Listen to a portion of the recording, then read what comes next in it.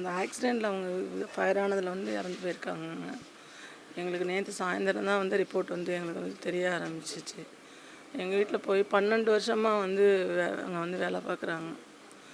இப்போ அடுத்த மாதம் வந்து இங்கே வர மாதிரி இருந்துச்சு அவங்க. இந்த நேரத்தில் வந்து இதை மாதிரி வந்து ஆயிடுச்சுங்க. இல்லை அது அந்த கம்பெனிலேருந்து என்ன சொன்னாங்க? இந்திய அரசாங்கத்தில் சொல்லியிருக்காங்க. இன்னும் அதுலேருந்துலாம் எங்களுக்கு ஒரு இது தகவலும் வந்து வரலாங்க. நாங்கள் டிவியை பார்த்து தான் வந்து தெரிஞ்சுக்கிட்டோம். எங்களுக்கு இதை மாதிரி ஆயிருக்குதுன்னு சொல்லிட்டு பக்கத்தில் உள்ள ஃப்ரெண்டுங்க வந்து சொன்னாங்க, இது மாதிரி இந்த இடத்துல வந்து ஃபயர் ஆயிருக்குன்னு சொல்லி இல்லை இப்போ ராஜோட நிலைமை என்னங்கிறது தெரியும். இது வரைக்கும் எதுவுமே தெரியலங்க. இப்போ நியூஸில் வர்றது மட்டும்தாங்க எங்களுக்கு தெரியுது. இன்னுமே இருக்காருங்கிற நம்பிக்கையில் இருக்கோம். நாங்கள் இருந்துட்டாருன்னா எங்களுக்கு சந்தோஷம்.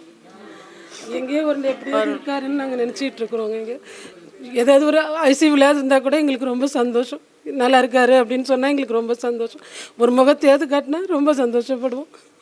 அப்படி இல்லைன்னு இந்த இப்போ நிமிஷம் வரைக்கும் எங்களால் நம்ப முடியல. எங்களுக்கு எல்லாரும் இருக்காங்க, பாதி பேர் இருக்காங்கங்கிறாங்க, பாதி பேர் இல்லைங்கிறாங்க. எங்களுக்கு எதை நம்புறது எங்களுக்கு ஒன்றுமே தெரியல. வந்தால் சந்தோஷப்படுவோம், ரொம்ப சந்தோஷப்படுவோம். எனக்கு இல்லைங்கிறத தாங்க முடியலங்க எங்களுக்கு. எங்கள் அப்பா பார்த்தீங்கன்னா என்பிடிசிங்கிற கம்பெனியில் கடந்த 6 வருஷமாக ஒர்க் பண்ணிகிட்டு இருந்தாங்க குவைத்தில். இப்போ நேற்று காலையில் ஏற்பட்ட தீ விபத்தில் பார்த்தீங்க அப்படின்னா எங்கள் அப்பாக்கிட்ட எந்த ஒரு ரெஸ்பான்ஸும் இல்லை. நாங்கள் ஃபோன் பண்ணோம், ஃபோனை எடுக்கலை, அது மாதிரி ரெஸ்பான்ஸ் இல்லைன்னு சொன்னோன்னே நாங்கள் ஒருத்தருக்காக ட்ரை பண்ணோம், அப்பா நல்லா இருக்காங்களா அப்படிங்கிறதுக்காக. எந்த ஒரு வகையிலுமே எந்த ஒரு இன்ஃபர்மேஷனும் வரல. அப்புறம் என்பிடிசிக்கே கால் பண்ணோம், டேரெக்டாக கம்பெனிக்கே கால் பண்ணி இப்போ மத்தியானம் கேட்கும்போது இந்த மாதிரி அவங்க தவறிட்டாங்க, நேற்று ஈவினிங்கே அவங்க இறந்துட்டாங்க அப்படின்னு சொல்கிறாங்க.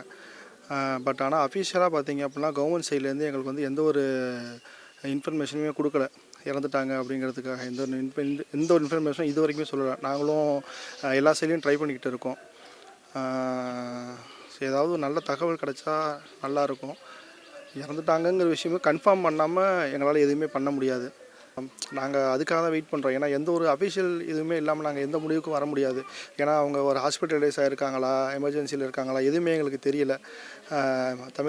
தமிழ்நாடு கவர்மெண்ட்லேருந்தோ இந்தியன் கவர்மெண்ட்லேருந்தோ ஒரு கன்ஃபர்மேஷன் ஒரு மெசேஜ் கொடுத்துட்டாங்க அப்படின்னா கூட ஓரளவுக்கு நல்லாயிருக்கும். சப்போஸ் எதுவும் தவறுதலாக நடந்துருச்சு அப்படின்னா பாடியை வந்து எங்களுக்கு திருச்சியிலேயே ஒப்படைக்கிறதுக்கு நாங்கள் வந்து கேட்டுக்கிறோம். இப்போ அப்பா 6 வருஷமாக ஒர்க் பண்ணிருக்காங்க, நண்பர்கள் இருக்காங்க சார். என்ன சொல்கிறாங்க? இல்லை சார், ஏன்னா எல்லாத்துக்குமே பேசணும் சார். அந்த ஏரியாவில் அந்த பிரச்சனையில் இருக்கிறதுனால யாருமே வெளியாளுங்க யாருமே வந்து ஹாஸ்பிட்டலுக்குள்ளே விடலை. அவங்களால எந்த ஒரு தகவலுமே உள்ளே போய் சேகரிக்க முடியல.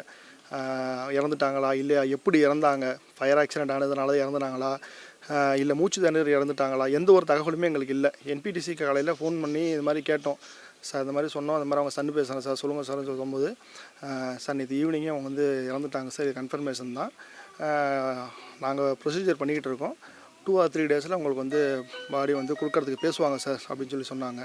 அவ்வளோதான். மற்றபடி இந்த இன்ஃபர்மேஷனை தவிர எங்களுக்கு வேறு எந்த இன்ஃபர்மேஷனும் இல்லை. இல்லை அது தெரில சார். ஏன்னா மொத்தம் 6 ஹாஸ்பிட்டல் இருக்குது சார் மொத்தங்க. அதில் எந்த இடத்துல வச்சுருக்காங்கிற விஷயம் அதாவது அவங்க பேசுனவங்களும் தெளிவாக சொல்லலை. ஆமாம் இறந்துட்டாங்க, அவ்வளோதான்.